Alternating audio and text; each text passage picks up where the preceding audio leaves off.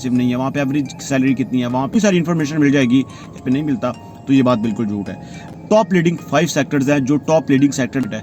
Number 4 के ऊपर construction का डिपार्टमेंट। ड्राइविंग आपको आती है, आपको टैक्सी ड्राइविंग आती है, तो अर्न कर सकते हैं अगर आप एक अच्छे ट्रक ड्राइवर हैं। ज़्यादा एजुकेशन नहीं होती और उनके पास कोई स्किल नहीं है, जैसे आप ये कह सकते हैं कि थोड़ी सी टफ है। लेकिन ये होगा कि अगर आप इस कंट्री को जाना चाहते हैं, इसको हिट करना चाहते हैं, तो आपको क्या करना चाहिए। कस्टम इंडस्ट्री है वो पीक पे होती है। Hi guys, welcome to my YouTube channel, welcome to another interesting vlog. एक नई इन्फॉर्मेटिव इंटरेस्टिंग वीडियो लेके मैं आप लोगों के पास आया हूँ। मैंने आपसे प्रॉमिस किया है मैं आप लोगों को पूरी दुनिया की सैर करवाऊंगा। इस पूरी दुनिया की सैर में आपको हर वो कंट्री जहाँ पे आप ख्वाहिश रखते हैं, जहाँ पे आप जाना चाहते हैं, जहाँ पे आप अपनी सेटलमेंट बनाना चाहते हैं, जहाँ पे जाके आप अपनी स्टेबिलिटी बनाना चाहते हैं, उस कंट्री के फैक्ट्स के बारे में बताऊंगा। वो कंट्री एक्सपेंसिव है, एक्सपेंसिव नहीं है, वहाँ पे एवरेज सैलरी कितनी है, वहाँ पे जॉब की प्रोफाइल्स क्या है, वहाँ पे शॉर्टेज किन जॉब्स की है, वहाँ पे डिमांडेबल जॉब्स कौन सी है, वहाँ पे सैलरी किन जॉब्स में ज़्यादा मिलती है, वहाँ पे जाने के तरीकाकार क्या है। इन सब चीज़ों के बारे में मैं आपको सारे के सारे इंटरेस्टिंग फैक्ट्स के बारे में आप लोगों को बताऊंगा।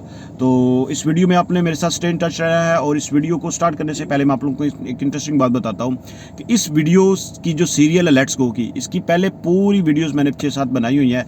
अगर आपने वो सीरियल अभी तक स्टार्ट नहीं की तो आप वो सीरियल जाके स्टार्ट कीजिएगा। उसमें आपको 30 to 40 मिनट्स की एक शॉर्ट सी सीरियल, मतलब कि हर वीडियो 5-6 मिनट्स की है और 7-8 वीडियोस होंगी।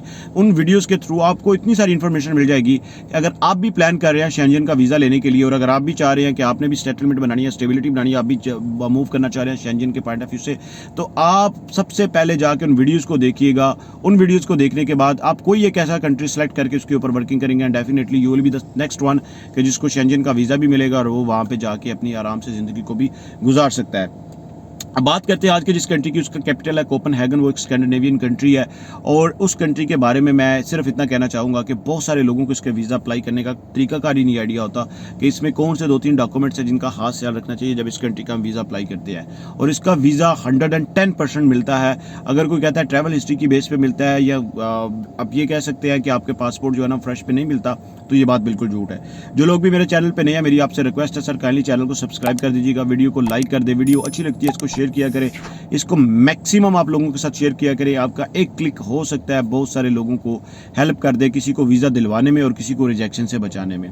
और जो लोग मुझसे कांटेक्ट करना चाहते हैं, मेरी इंस्टाग्राम आईडी आ रही है, मेरा टिकटॉक अकाउंट आ रहा है, मेरे दोनों अकाउंट्स को फॉलो करके मुझे कहीं पर भी मैसेज सेंड कीजिएगा। I will be get back to you with positive and proper response. तो मिलते हैं सर एक नए इंटरेस्टिंग व्लॉग में, जो एक और बड़े इंटरेस्टिंग कंट्री के बारे में होगा। वो भी एक स्कैंडिनेवियन कंट्री है।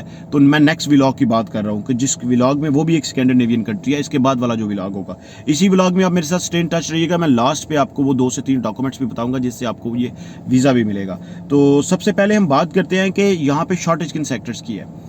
जो डेनमार्क में सबसे टॉप लीडिंग 5 सेक्टर्स हैं, जो टॉप लीडिंग सेक्टर्स हैं जिनके बारे में सबसे ज़्यादा लोग ये कह सकते हैं कि वहाँ पे रहने वाले ये कहते हैं कि अगर आपको इन कामों में से कोई काम आता है तो आपको फ़ौरन से जॉब मिल जाती है। नंबर 1 के ऊपर किसी भी कंट्री का जो सेक्टर्स है वो हेल्थ केयर सेक्टर होता है और उसमें नर्सिंग डिपार्टमेंट होता है। जो स्पेशली स्कैंडिनेवियंस की या शेंजन की मैं बात कर रहा हूँ नंबर 1 के ऊपर। अब बहुत सारे लोग ये कहते हैं कि सर आप स्किल्ड और अनस्किल्ड को थोड़ा सा डिफरेंशिएट करके बताया करें, तो इस वीडियो में मैं ज़रूर बताऊंगा। मैंने पहले वीडियोस में भी बताया हुआ है, इस वीडियो में भी आपको मैं डिफरेंशिएट करके बताऊंगा। अभी मैं स्किल की बात कर रहा हूँ तो नर्सिंग डिपार्टमेंट। नंबर 2 के ऊपर है अकाउंट्स का डिपार्टमेंट। सर जो लोग फाइनेंस एंड अकाउंटिंग से रिलेटेड है, 2nd नंबर के ऊपर उनका डिपार्टमेंट है। नंबर 3 के ऊपर इंजीनियरिंग का डिपार्टमेंट है। नंबर 4 के ऊपर कंस्ट्रक्शन का डिपार्टमेंट। नंबर 5 के ऊपर सप्लाई चेन डिपार्टमेंट है, जो लॉजिस्टिक्स से रिलेटेड लोग हैं।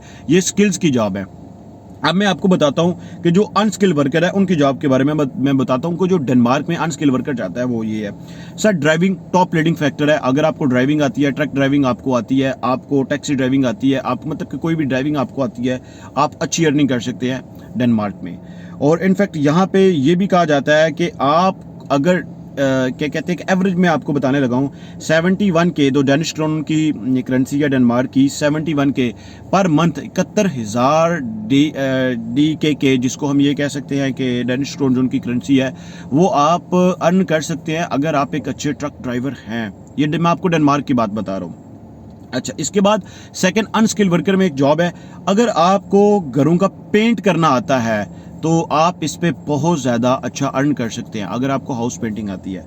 नंबर 3 के ऊपर मैं आपको बता रहा हूँ, फैक्ट्री पैकिंग वर्कर्स की वहाँ पे बहुत ज़्यादा डिमांड है, और एग्रीकल्चर्स में काम करने वाले लोगों की जो फ्रूट की पैकिंग करते हैं पर्टिकुलरली, इनकी बहुत ज़्यादा डिमांड है। ये सारी मैंने जॉब्स आपको अनस्किल्ड वर्कर्स की बताई हैं।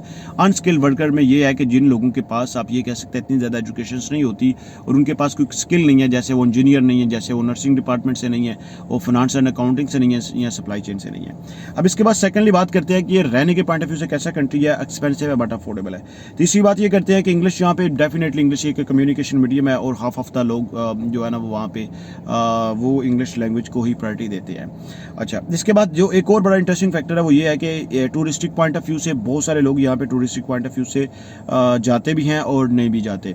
अच्छा, वीज़े के ऊपर सबसे इंपॉर्टेंट मैं यहाँ पे हाईलाइट करना चाहता हूँ, जब आप बात करते हैं वीज़ा रेशो की आप बात करते हैं तो डेनमार्क एक टफ कंट्री ज़रूर है, लेकिन डेनमार्क का वीज़ा ज़रूर मिलता है। टफ है डेनमार्क का वीज़ा लेना rather than the other Schengen states और अदर कंट्रीज़। इसकी जो वीज़ा रिजेक्शन रेशो है वो भी आप ये कह सकते हैं कि थोड़ी सी टफ है। लेकिन यहाँ पे एक और सबसे ज़्यादा इंटरेस्टिंग बात यह है कि डेनमार्क आपको एक ऐसा कंट्री है जो आपको फ्रेश पासपोर्ट के ऊपर भी आपको वीज़ा देता है। आपका पासपोर्ट अगर उस पर ट्रैवल हिस्ट्री नहीं होती तो भी डेनमार्क आपको वीज़ा देता है। इसके अलावा डेनमार्क की एक और सबसे इंटरेस्टिंग बात आपको मैं ये बताता हूँ कि डेनमार्क में जो वेज रेट है, एवरेज सैलरी है, वो कितनी है। जो एक एवरेज सैलरी है डेनमार्क की वो आपके साथ में शेयर करता हूँ वो कितनी है। एवरेज सैलरी वहाँ की जो करेंसी है वो डेनिश क्रोन है, और एवरेज सैलरी जो है ना उसको डेनिश क्रोन को DKK में हम प्रेजेंट करते हैं। एवरेज सैलरी वहाँ पे 65 या 70 DKK से लेके 75 या 80 DKK तक जो है ना वो जाती है। ये डिपेंड करता है आपकी स्किल सेट के ऊपर इंडिविजुअल से, और it depends on the circumstances as well कि आप कौन सा काम जो है ना वो करने जाते हैं और कौन से काम के लिए आप वहाँ पे जाते हैं। अब मैं आपको डॉक्यूमेंट्स के बारे में बताऊंगा कि अगर आप इस कंट्री को जाना चाहते हैं, इसको हिट करना चाहते हैं, तो आपको क्या करना चाहिए। एक आपको प्रॉपर एक थोड़ा सा शॉर्ट सा प्लान भी मैं बताता हूँ कि आपको करना क्या चाहिए। आपने जब यहाँ पे समर्स होंगी तो तब आपने वीज़ा अप्लाई करना है, जहाँ पे आपने देखना है कि समर्स का सीज़न कब आता है, तो आपने समर्स के सीज़न में यहाँ पे वीज़ा अप्लाई करना है। समर के टाइम पे जो यहाँ की टूरिज्म इंडस्ट्री है वो पीक पे होती है, और सबसे ज़्यादा जो वीज़ा मिल रहा होता है वो समर के टाइम पे मिलता है, डेनमार्क का वीज़ा। नंबर 2 के ऊपर आपको मैंने कहा वो मैं 3 डॉक्यूमेंट्स बताऊंगा जो सबसे ज़्यादा इंपॉर्टेंट होते हैं। अगर आप पाकिस्तान से अप्लाई कर रहे हैं तो आप इंडिविजुअल हैं तो आप अपने कंपनी अकाउंट से अप्लाई कीजिएगा, कंपनी का स्पॉन्सर लेटर अटैच करके अप्लाई कीजिएगा कि आपकी कंपनी, अगर इंडिया से भी आप अप्लाई कर रहे हैं तो भी आप ये रखिएगा। अगर आपको इस चीज़ की समझ नहीं आती आप मुझसे इंस्टाग्राम के या कमेंट बॉक्स के थ्रू हाईलाइट करके मुझसे पूछिएगा, मैं आपको बताऊंगा। नंबर 2 के ऊपर आप इंडिया या पाकिस्तान से हैं तो आपने अपनी टैक्स रिटर्न स्ट्रांगली प्रेजेंट करनी है, और अगर आप GCC से अप्लाई कर रहे हैं तो आपने अपना NOC लेटर देना है। नंबर 4 के ऊपर आपकी जो बैंक स्टेटमेंट है उसको बहुत केयरफुली देखा जाता है, उसमें कोई एकदम से ट्रांजैक्शन नहीं होनी चाहिए या कोई बड़ी ट्रांजैक्शन नहीं होनी चाहिए। अगर कोई बड़ी ट्रांजैक्शन है तो वो जस्टिफाइएबल होनी चाहिए। ये 3 पॉइंट्स आपके बहुत केयरफुली के साथ जो है ना वो डेनमार्क की एम्बेसी देखती है, और उसके बाद आपको वीज़ा अलॉट करती है। मिलते हैं एक नए इंटरेस्टिंग ब्लॉग में, तब तक के लिए स्टेबलाइज अपना ख्याल रखिएगा, मेरे साथ स्टे इन टच रहिएगा, चैनल को सब्सक्राइब करके रखिएगा।